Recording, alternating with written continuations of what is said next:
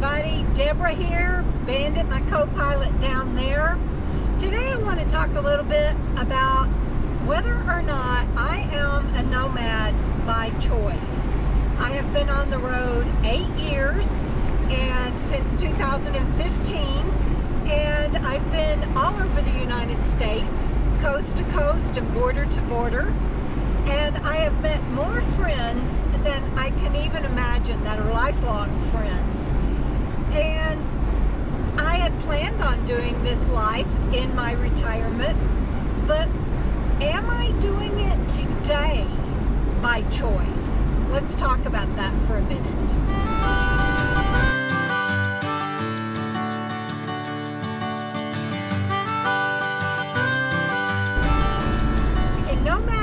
You hear in this video today, please hear that this is a good life and that it is worth it. If you are considering getting on the road, whether part-time or most of the time or full-time, I encourage you to do that. It had been a lifelong, not a lifelong dream of mine, but as I neared retirement, that is what I was planning on. As you know, if you've been following my channel for any length of time, you know that a pesky little brain injury interfered with that and just turned my whole life upside down. And if you haven't been following my channel for a long time, welcome. I'm glad you're here. And for those who have been on this journey with me for a while, I really appreciate all of you and thank you. And if you haven't done so already, please subscribe to my channel. The numbers help, and I think YouTube is back on track. So if you're willing to help me out like that, I would appreciate it. You can click down below and make sure that you ring the bell for all notifications. So, I love being a nomad. If you have read my book, How Being a Nomad Saved My Life, I wrote that book because it is true. Being a nomad saved my life. Well, the doctors told me I might see 2016, but I wouldn't know it. And I truly credit this way of life for giving me my life back to me. It is a challenging life to be on the road full time, unless you are going RV park to RV park or reservation to reservation. It can be very challenging, and even then, moving all the time, unless you're staying for months at a time, can be challenging. So would I do this life today by choice? Or am I doing this life today by choice? And the truth is, it is mixed.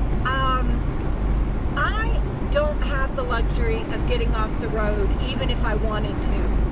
I live on my Social Security, what little bit I make from YouTube, and if you guys will help my channel grow, I would appreciate that. And I would not be able to do all that I am able to do without my wonderful readers, my wonderful viewers, and my KOKO Fam patrons. I just wouldn't be able to, not on just my Social Security. And I am on disability, but that is not government money. That's my Social Security that I live off of. And a lot of people get that confused. So I am living off of my Social Security. I will be 65 in July. And I do not make enough money. I lost everything. You'll have to go read my book. This is not what this video is about. But I lost everything with my brain injury and then my resulting brain surgery. And I had planned so carefully, you guys. I had the state retirement, I had the 401ks, I had the IRAs, I had the house, the 322. I was doing everything right according to the books, and it just all got taken away from me in a year and a half. And I have not been able to, living on Social Security and trying to write books and do YouTube and Patreon for a living, I have not been able to save up money to buy a place. At 65, I just don't see that happening. Now, a lot of people are like, why don't you get a job? If you can do all of that, why don't you get a job? because there are days that I can't get out of bed. There are days I can't put sentences together. You guys don't see those days because I'm not making videos on those days. My friends and my family and those close to me, they see those days, but typically those aren't on video. And when somebody hires you, rightfully so, they expect you to show up every day that you are scheduled to work. I can't do that. I have a degree in biology and a double minor in chemistry and physics. I had a very lofty career. I can't do math anymore. I can do simple math, like 7 + 2 is 9, but you put a couple of double digits in there, or any kind of complication like division or anything. I can't do that anymore. I can't read passages or books. I can't even read my own books that I write. I'm very grateful and very blessed to have friends and family that do my editing and everything for me, and that keep me on track when I'm writing and taking a long time because I can't remember where I left off. So there are things with my brain injury that make it impossible for me to be employable. Before I took disability, I tried everything, cleaning houses, you name it. But even then, people have a party or something, and they expect you to, that they're counting on you to come get their house clean, and there just wasn't, couldn't run a cash register. There just wasn't much I could do, and there's still not. I'm much better thanks to my medicine, S8.E30, than I used to be, and thanks to this way of life. But I'm not employable. And for anyone watching this that might not know, I've shared it many times, but S8.E30 is a drug that is normally given to people with Alzheimer's or dementia, and it is given to a lot of TBI patients experimentally. It works for some and not others, but it did help me. I got to the point where I would be sitting and putting shoes on, and I wouldn't know if after a while I'd look down, and I'm like, am I putting my shoes on or taking them off? And I'm not like that anymore, and I'm so very grateful. But I can't get off the road if I wanted to, and there are times when I wish that I had the money to get a place. Ultimately, if you're a nomad or thinking about being a nomad and you have the means to get a place, if I could snap my fingers, wiggle my nose, wave a magic wand, I would have a place for both summer and then one for winter, and travel in between at will. That would be the life of Riley, wouldn't it? Oh my God, that is what I would do if I could. And there's all kinds of memberships that you can do. My friend, like in RV parks and everything, my friend Rob, he has a channel, Travels with Dottie. You guys check it out.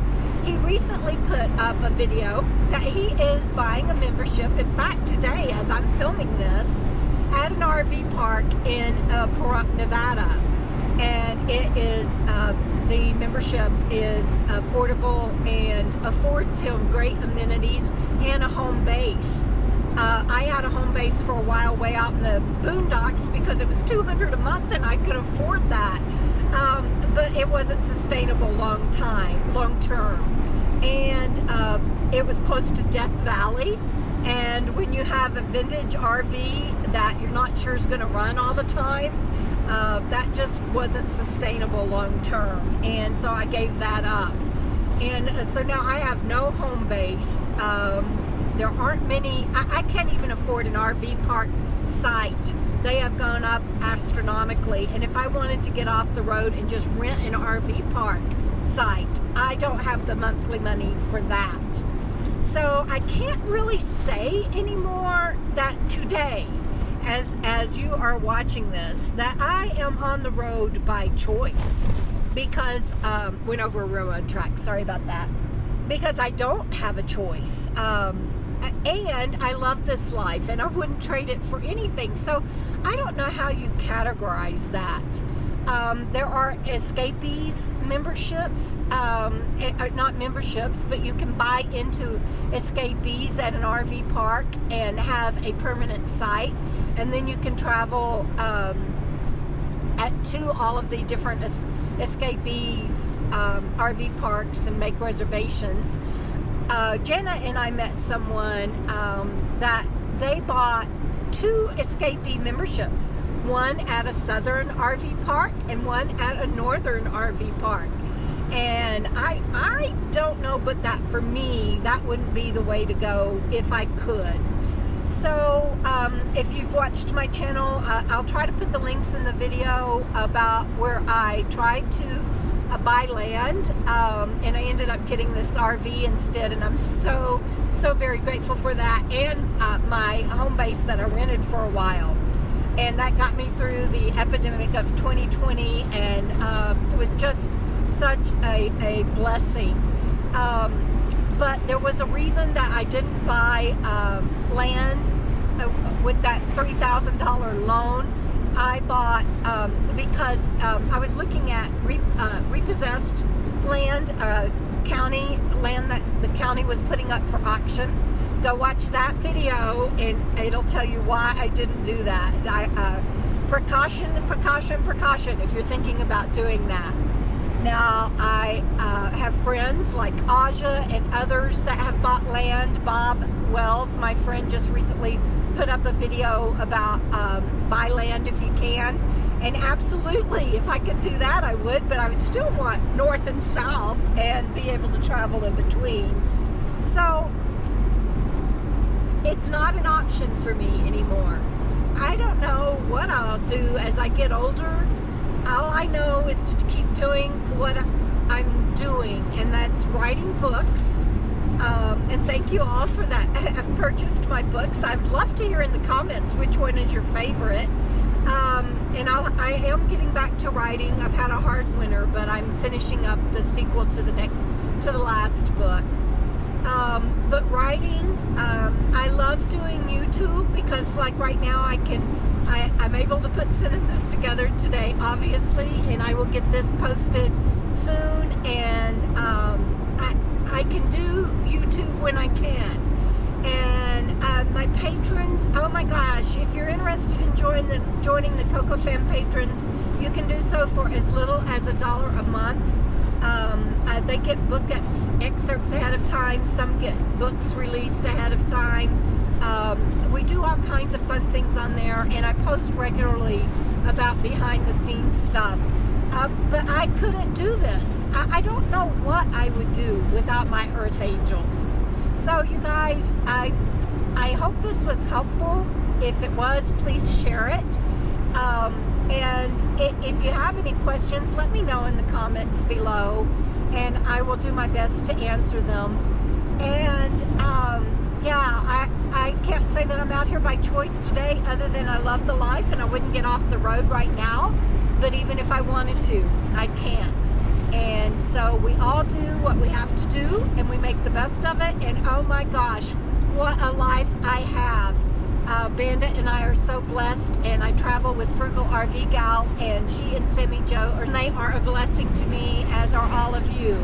And today I wouldn't trade this life for anything, but it's not a choice. I don't have any other options at this time. But as I always say, keep on keeping on. I will if you will, and I'll see you down the road, my wonderful viewers. Love you. Bye.